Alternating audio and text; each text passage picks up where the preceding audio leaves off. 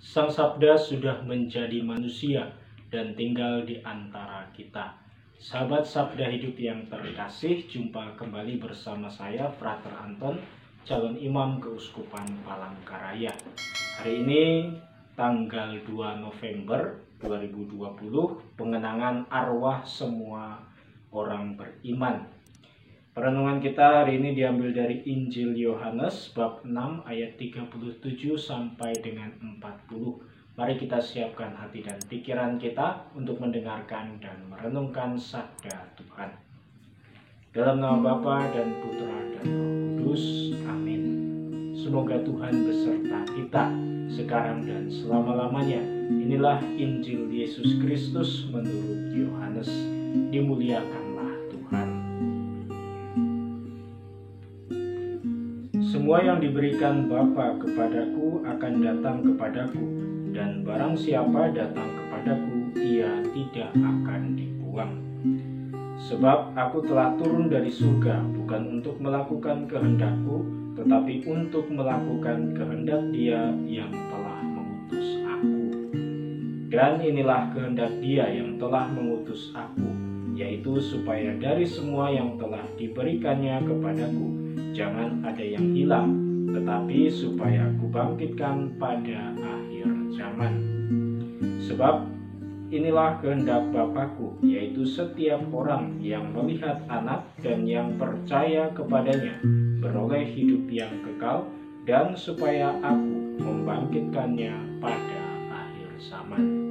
Demikianlah Injil Tuhan. Terpujilah Kristus. Sebagaimana Yesus telah wafat dari bangkit, demikian juga Allah membangkitkan bersama Yesus mereka yang telah meninggal dalam Dia. Dan seperti dalam Adam semua orang mati, demikian juga dalam Kristus semua orang akan dihidupkan.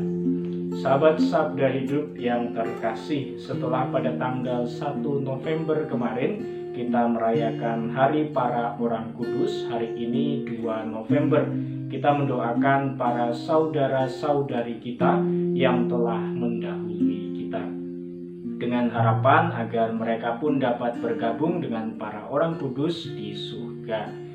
Kebangkitan badan bersama dengan Kristus sebagaimana yang diwartakan oleh Rasul Paulus adalah dasar mengapa kita beriman. Dalam suratnya yang pertama kepada jemaat di Korintus dalam bacaan kedua hari ini, Rasul Paulus juga menegaskan akan kebenaran iman ini, bahwa jika tidak ada kebangkitan orang mati, maka Rasul Paulus dan juga para pewarta Injil lainnya tidak akan bersusah payah untuk mewartakan iman akan Kristus, bahkan harus menghadapi berbagai macam bahaya. Injil Yohanes yang kita renungkan hari ini mencatat bahwa kebangkitan orang mati adalah kehendak dari Allah sendiri, agar dengan begitu kita semua yang telah diciptakannya tidak ada yang hilang, melainkan beroleh hidup yang kekal. Inilah bukti dari cinta Allah yang begitu besar terhadap makhluk ciptaannya. Melalui berbagai macam cara dan lewat banyak utusan, bahkan melalui putranya sendiri pula, Allah tak henti-hentinya menghendaki agar kita senantiasa bersatu dengannya. Tentunya kebersatuan dengan Allah itu tidak hanya diusahakan dari pihak Allah saja, tetapi kita juga perlu untuk mengusahakannya melalui hidup baik kita selama di dunia. Rasul Paulus juga mengingatkan kita untuk tidak masuk dalam pergaulan yang buruk yang dapat merusakkan kebiasaan baik sehingga kita tersesat. Oleh karenanya, apa yang menjadi perintah dan ajaran dari Kristus sebagaimana dikehendaki oleh Allah senantiasa diwartakan dan dipelihara oleh gereja, sehingga kita umat beriman memiliki pedoman hidup untuk dapat menempuh jalan yang benar.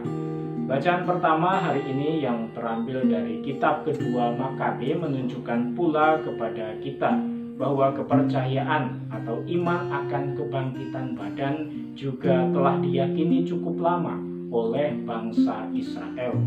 Kiranya teks bacaan ini juga menjadi alasan mengapa kita juga mengimani hal yang sama tentang kebangkitan badan itu, dan juga mengenangkan arwah semua orang beriman setiap tanggal 2 November. Dengan mendoakan jiwa-jiwa orang beriman yang telah meninggal, kita turut ambil bagian terhadap pemurnian mereka di dalam api penyucian. Harus kita sadari bahwa gereja adalah persekutuan semua orang beriman. Oleh karenanya ada 3 jenis keadaan gereja. Yang pertama adalah gereja jaya, yakni mereka semua para kudus yang telah bersatu dengan Allah. Yang kedua adalah gereja menderita, yaitu jiwa-jiwa umat beriman yang masih berada dalam api penyucian, sehingga membutuhkan pula bantuan dari doa-doa kita, karena mereka tidak dapat berdoa bagi diri mereka sendiri. Mengapa? Karena masa persiapan adalah masa ketika masih berada di dunia seperti kita sekarang ini. Sedangkan api penyucian adalah masa pemurnian dan surga adalah tujuannya. Kemudian yang ketiga adalah gereja peziarah, yaitu kita semua yang masih berada di dunia ini. Maka apa pesan dari bacaan-bacaan kitab suci hari ini secara khusus dalam mengenangkan arwah semua orang beriman?